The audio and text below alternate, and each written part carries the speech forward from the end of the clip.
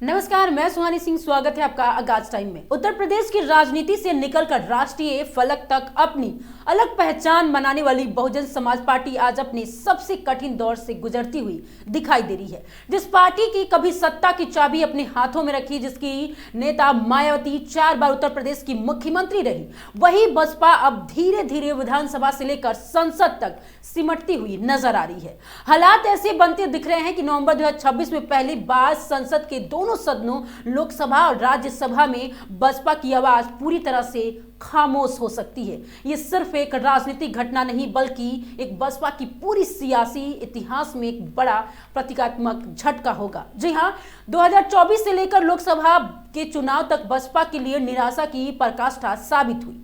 Party के खाता तक नहीं खुल सका और संसद में उसकी मौजूदगी केवल राज्यसभा के एकमात्र सदस्य रामजी गौतम तक सिमट गई है। रामजी गौतम का राज्यसभा कार्यकाल 25 नवंबर 2026 को समाप्त हो रहा है। इसके साथ ही संसद में बसपा का कोई भी प्रतिनिधि नहीं बचेगा और यह स्थिति इसलिए भी गंभीर है क्योंकि मौजूदा विधानसभा की गणित के हिसाब से बसपा के पास ना तो राज्यसभा की सीट जीतने की ताकत है और ना ही नामांकन भरने लायक संख्या बची हुई है। जी हां, उत्तर प्रदेश की विधानसभा में बसपा के पास फिलहाल केवल एक विधायक है। 402 सदस्यीय विधानसभा में एक राज्यसभा सीट जीतने के लिए 37 विधायकों के समर्थन चाहिए, लेकिन बसपा इस आंकड़े से कोसों दूर है। विधान परिषद से भी पार्टी पूरी तरह से बाहर हो चुकी है। 2024 में बसपा की अंतिम एमएलसी का कार्यकाल खत्म होने के बाद उच्च सदन में पार्टी की कोई मौजूदगी ही नहीं बची रहेगी। यानी विधानसभा, विधान परिषद और लोकसभा तीनों मोर्चों पर बसपा का सियासी आधार लगभग समाप्त हो चुका होगा।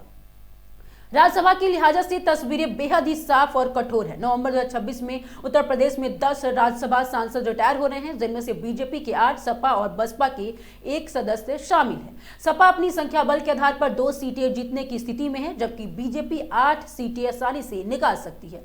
बसपा के लिए कोई संभावना नहीं बचती है। रामजी गौतम के रिटायर होते ही बसपा संसद से बाहर हो जाएगी। उसकी वापसी का कोई भी तात्कालिक रास्ता भी नजर नहीं आता दिख रहा है। अब बसपा के सामने एक मात्र उम्मीद 2027 को उत्तर प्रदेश विधानसभा चुनाव है। यदि पार्टी कम से कम 40 सीटें नहीं जीत पाती है तो 2029 के लोकसभा चुनाव तक भी संसद में उसकी वापसी मुश्किल नजर आ रही है। यानी अगले कई वर्षों तक बसपा बिना संसदीय मंच के रह सकती है। यह वही पार्टी है जिसने 1989 से लेकर अब तक के किसी न किसी रूप में संसद में अपनी मौजूदगी बनाई रखी है। पहली बार ऐसा होगा जब लोकसभा और राज्यसभा दोनों जगह बसपा शून्य नजर आएगी। जी हां, इतिहास की बात करें तो बसपा का उदय और विस्तार उत्तर प्रदेश से ही हुआ था। काशीराम द्वारा 1984 में स्थापित इस पार्टी की 1989 में पहली बड़ी सफलता हाथ लगी थी।